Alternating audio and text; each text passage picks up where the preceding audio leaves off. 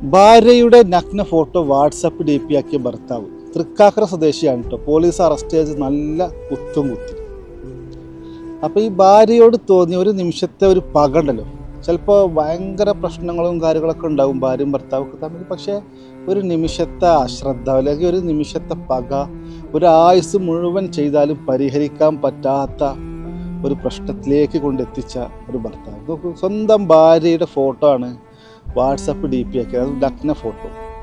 അപ്പോൾ ഭാര്യയും ഭർത്താവും തമ്മിൽ അടിയുണ്ടായി. അപ്പോൾ ഒരു ദിവസം പിന്നെ ഭർത്താവിൻ്റെ ഫ്രണ്ട്സും റിലേറ്റീവ്സൊക്കെ ഈ ഭർത്താവിൻ്റെ വാട്സപ്പ് ഡി പി ഇങ്ങനെ സൂം ചെയ്ത് നോക്കുമ്പോൾ കാണുന്നത് സ്വന്തം ഭാര്യയുടെ നഗ്ന ഫോട്ടോ ആണ്. വേറെ ആരുമല്ല, സ്വന്തം ഭാര്യയുടെ. അപ്പോൾ ഈ ഭാര്യയോട് ചെയ്യുന്ന ഏറ്റവും വലിയ ക്രൂരത എന്നൊക്കെ ഇതിനെ പറയാം കേട്ടോ. എന്താ നിങ്ങൾക്ക് പറയാനുള്ളത്? സ്വന്തം ഭാര്യയുടെ ഫോട്ടോ ആണ് ഈ മണഗുണാഞ്ചൻ ഇതുപോലെ ചെയ്തതല്ലേ.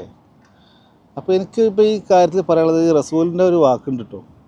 നിങ്ങളിൽ ഏറ്റവും നല്ല മനുഷ്യൻ ആരാണ് എന്ന് റസൂലിനോട് ചോദിക്കുമ്പോൾ റസൂൽ പറയുന്ന മറുപടി എന്താണെന്നറിയോ? സ്വന്തം ഭാര്യയോട് ഏറ്റവും നല്ല സ്വഭാവത്തിൽ വർത്തിക്കുന്നവനാണ് ഏറ്റവും നല്ല മനുഷ്യൻ എന്നുള്ളത്.